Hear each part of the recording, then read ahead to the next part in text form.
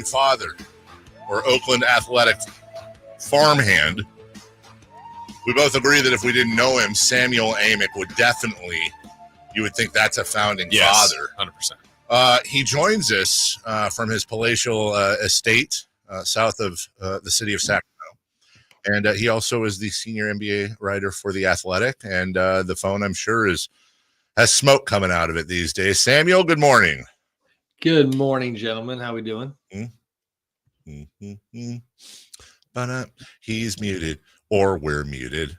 Oh, that was us. Chris. Good morning, Sam. I was going to say, wasn't me, man. No. Good morning. What's up, guys? How are you?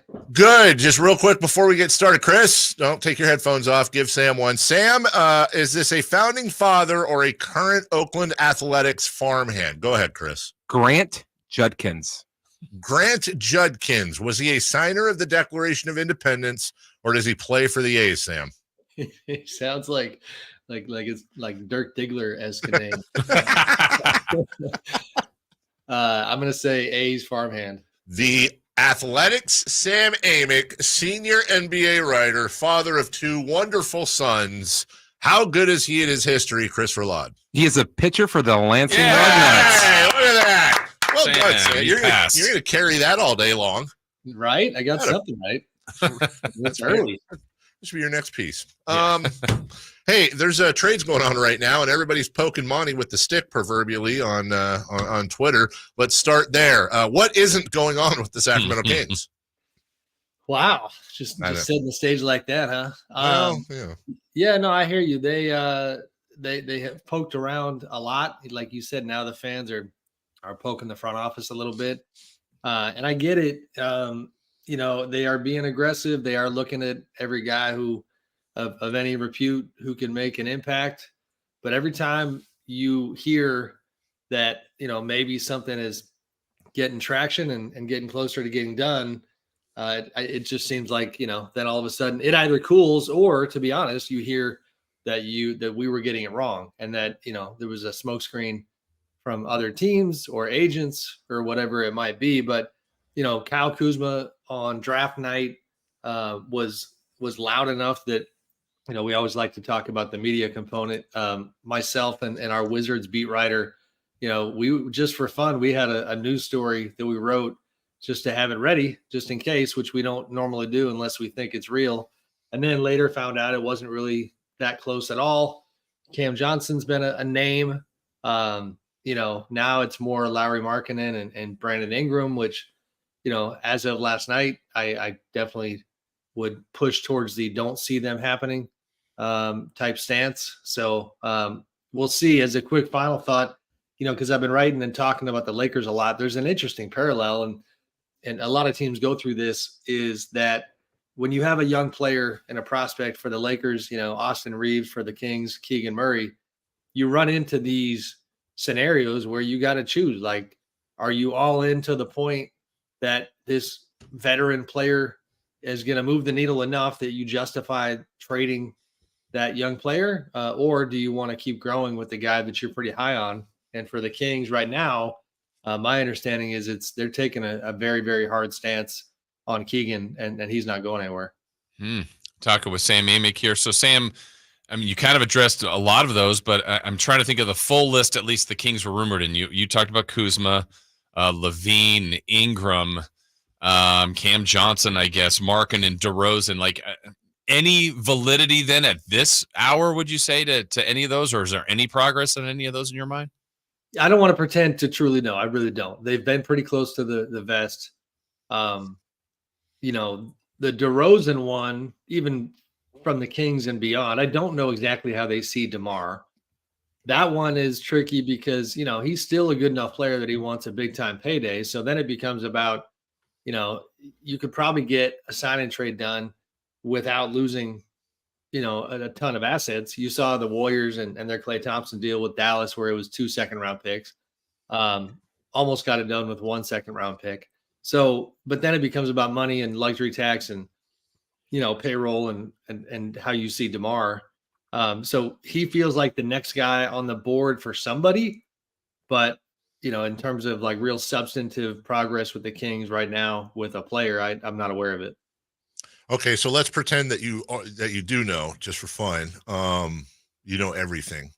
If you were to rank I won't say the likelihood, Sam, but the aggressivity, that's a word, of the talks, Kuzma, Ingram, Markkanen, do any of them stand out either very aggressive or all but dead? You said who was in between Kuzma and Kuzma, Ingram, and Kuzma, Ingram, or Markkanen. Yeah, and I guess you could throw Levine in there as well, although I haven't heard anything about that in a while. I'll frame it more, I think, in like what feels and sounds like legitimate interest. I feel like Ingram and Markkanen would be higher on the list. I think Kuzma has always inspired a mixed room within the Kings. And I think that plays a part. And now with New Orleans and Ingram and Utah and Markkanen, and probably even more so Utah and Markkanen, you know, like Danny Ainge, who is running the Jazz now, doesn't have to move him.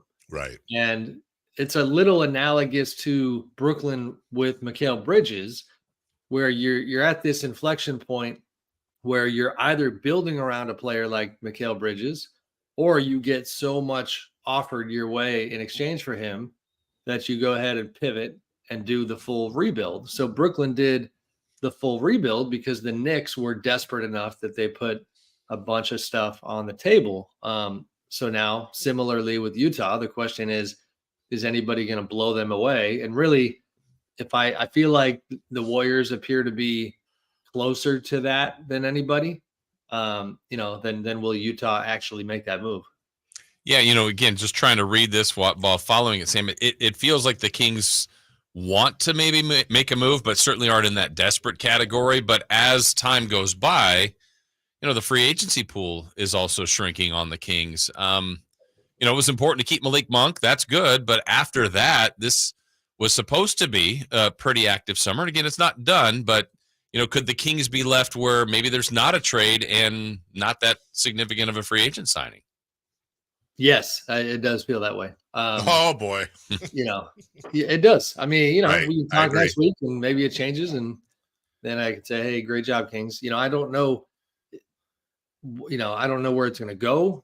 You're right, Jason. To be fair, I think if you're looking at stuff that you shouldn't take for granted, like they had a somewhat sticky contract situation with the best head coach they've had in a very long time, and they got the Mike Brown deal done.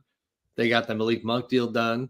It's a little bit like last year when they could point to internal improvement. Keegan's going to get better, things like that. But yeah, like Harrison Barnes, Kevin Huerter, the 13th pick. I think it's fair to say, they were hoping and somewhat optimistic that it was going to lead to an impact player, and it just hasn't.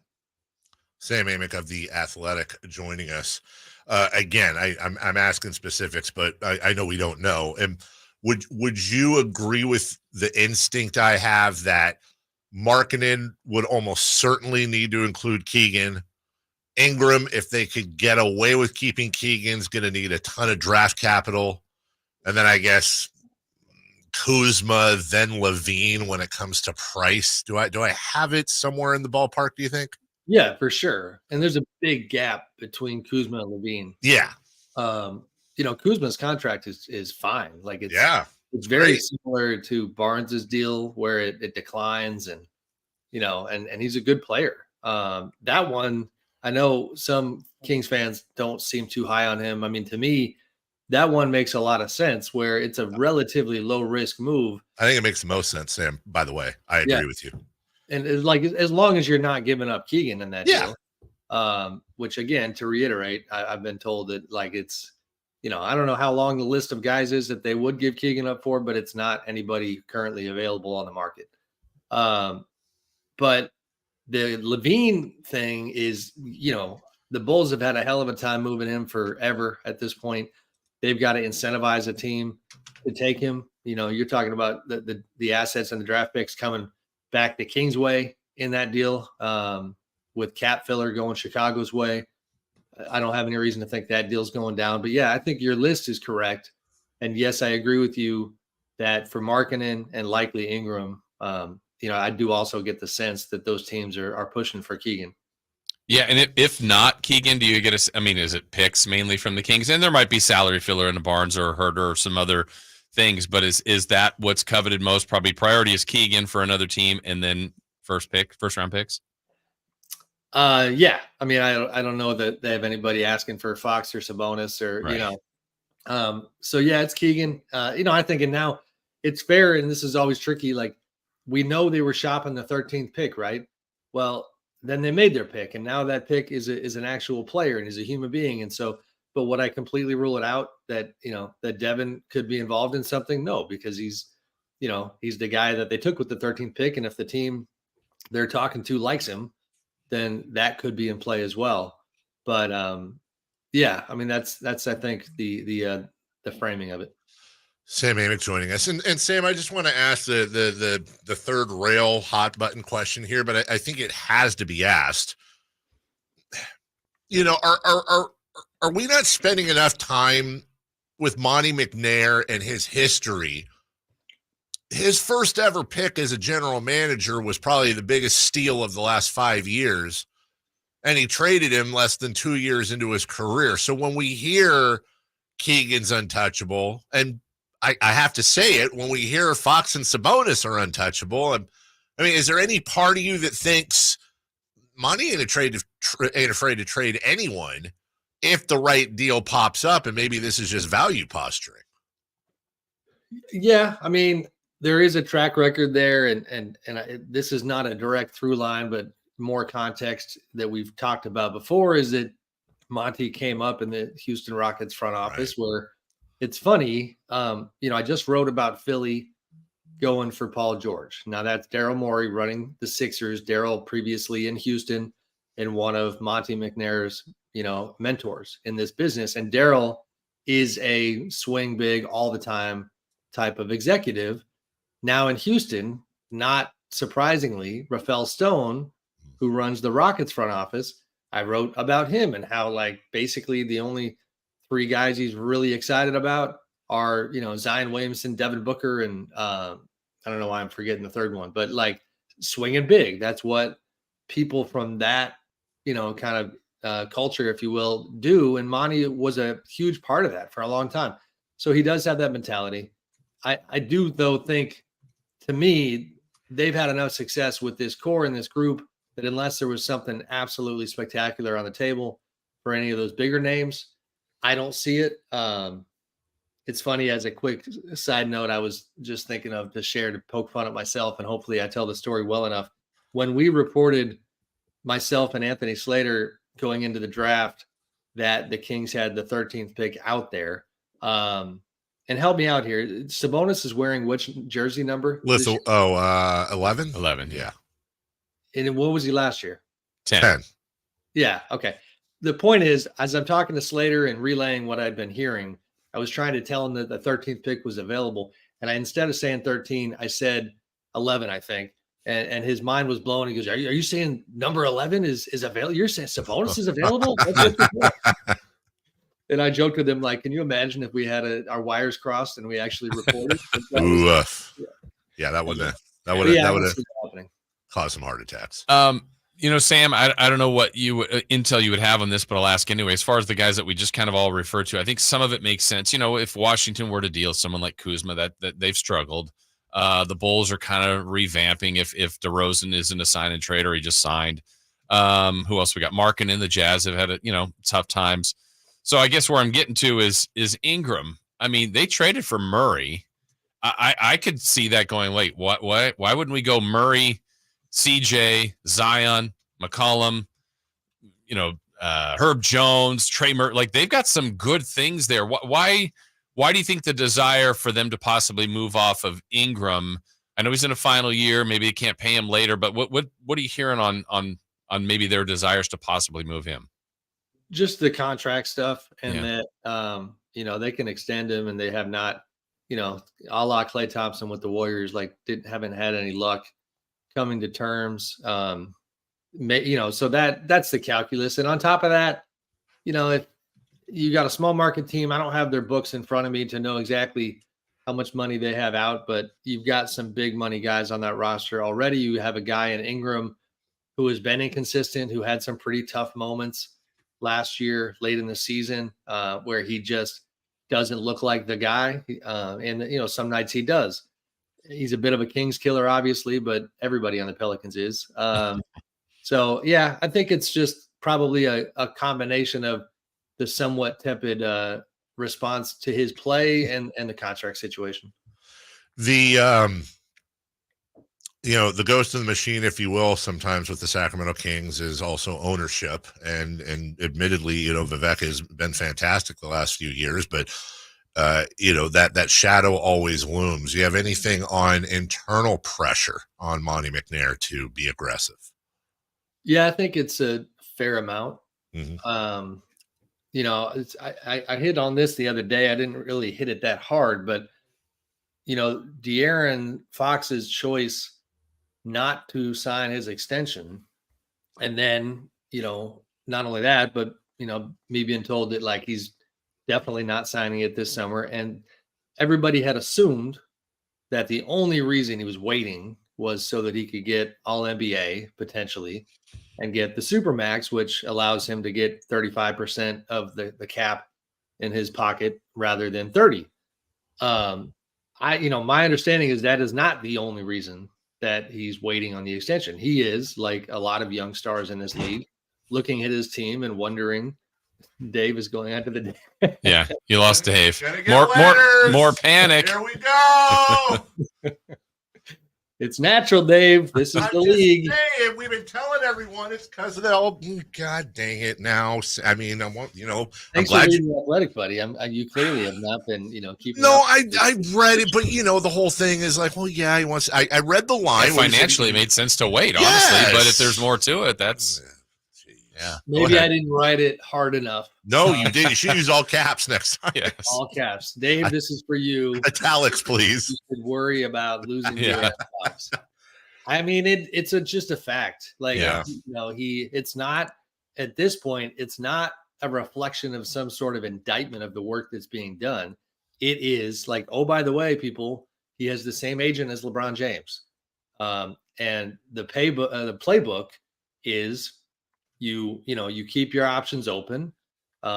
You exercise whatever influence, pressure, power you have, which is always through your contract situation. And the cynicism around the league of front offices, ownerships, the people of power who a lot of them just want, to bring in as much cash as possible is like, do you really, really, really want to actually win? I want to contend for a title. And if that's not what's happening here, then maybe I need to think about other options. We're not even close to there yet, but he's just, he has no reason to sign it when he has a lot of confidence that he's going to be in a good spot a year from now to get a deal done.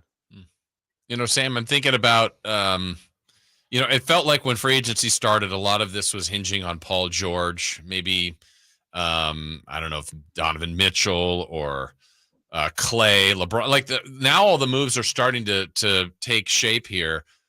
Did any of these or do any of these have any impact? I'm not that the Kings were players in these guys, but does that, there's so many different things moving around. Do any of those moves or things holding up the Kings at all? Or is there anything like that out there? No, not that I'm seeing. I mean, weeks ago I had kind of, checked with the Kings to see if they had any inclination to take a huge swing at a Paul George or a Klay Thompson, less of a swing, but a lot of history between Klay and the Kings, obviously.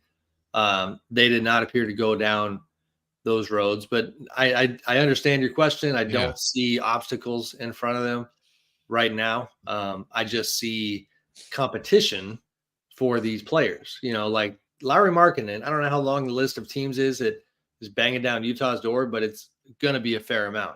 To a lesser degree on Ingram, but he's a very good player. Look at the Knicks deal for Bridges, and you will see that it's a pretty challenging market to meet to get a player of any repute, because the Knicks, put, what did it end up being? 4 or 5 firsts down. Yeah. If you're Utah, and especially if you don't, the problem is that the teams with the players have the luxury of being able to tell the suitors that we don't have to do this. You don't have us over a barrel. You don't really have much leverage at all. You have to blow us away. And the Kings, you know, are obviously questioning whether or not they want to do that. Sam Amick joining us. I'll ask you the same question again, a philosophical question I asked Jason yesterday. So Kuzma, Ingram, Levine, and Markkanen. If I were to say to you, Sam, the Kings are going to make a big trade, and I give you a choice. I give you those 4 guys, or I give you the field. And where I'm going here is so often, you know, we sniff around and hear stuff, and then it ends up being, oh, my God, here's the trade we didn't even think of. Would you pick one of these 4, or would you pick the unknown soldier we haven't talked about yet? I would pick one of the 4, if only because it just would make all of my work seem pointless. You know? That's rational thinking. Fair. Yeah. What is my existence? What am I doing? Yeah. The Kuzma one to me, I know we already hit this, but like that, I don't know. That's the one where if you get that done, the risk is fairly low. Like Agreed. You're not, again, without losing Keegan Murray, you might get a little better. The fans feel like, the front office got something done. If it's not a great fit, and he looks like Gordon Hayward with the Thunder last year, like it's not great, but it's not the end of the world. And you can keep it moving without that cloud over your head of the team that just has been stagnant for quite some time. And you always have Ben Simmons to fall back on. Hey, right, Sam? Hey, he's got some great IG pics going up these days. I posted a workout of his like 3 years ago. People, it ain't summertime if you ain't looking at a Ben Simmons workout. For you. Sam Amick writes for the last thing. I know we got to go, but just real quick, I have this written down. One non-Kings thing. Were you surprised at all to hear the Celtics are selling? Yeah, I mean, I didn't have any sniff of that, so yes, but I'm not surprised in terms of A, get out while the getting's good because you just won the title. B, Mark Cuban forecasted this when he explained his choice to sell his majority stake in the Mavericks. The regional sports network issue within the NBA and the revenue stream that has gotten so much smaller on that front while the national TV deal has grown is something that has been overlooked a bit. And I think people like Wick Grousbeck know that. And you talk about a drop the mic moment. That is it. I will leave you guys with this absolutely shameless plug because I know you do have a fair amount of Warriors fans in the area. I did enjoy writing today about Klay Thompson and why he chose the Mavs over the Lakers. I'm a sucker for the behind the scenes stuff. A lot of stuff on his interview with Dallas down in LA having dinner and why he spurned the Lakers and some of the Warriors Joe Lacob dynamics that led to his exit. Well, I certainly am looking forward to that. I'm also looking forward to your follow-up, the new Splash Brothers, if the Buddy Hield deal goes through. Can't wait for that. That's going to be amazing. Lakers, this is how the Lakers will finally get Buddy Hield, and the Kings will finally get Kyle Kuzma. All would be right in the world. Of course. Yeah. Oh, God. There we go. Hey, if that's what it is, that's what. See, Sam and I agree on Kuzma. See, there you go. Okay. Sam, he's a fit king. I just want to see that young dude roll into Golden One with some of the swag that he brings to the table. What does that look? Yeah, in this weather, you're gonna be wearing the Borat mankini. All right. Well, congratulations on founding father of Oakland A and everything else you do. Done. Make sure to read Sam's upcoming article on the behind the scenes with Klay Thompson at The Athletic. You can get the app. Go to theathletic.com. Subscribe. There's so many deals going on right now. It's so cheap. I have not one but 2 subscriptions. Thank you, Sam. We'll have a great 4th of July with the family. We'll see you next week. Thank you, guys. Likewise. All right, brother. Take care. We will take a break when we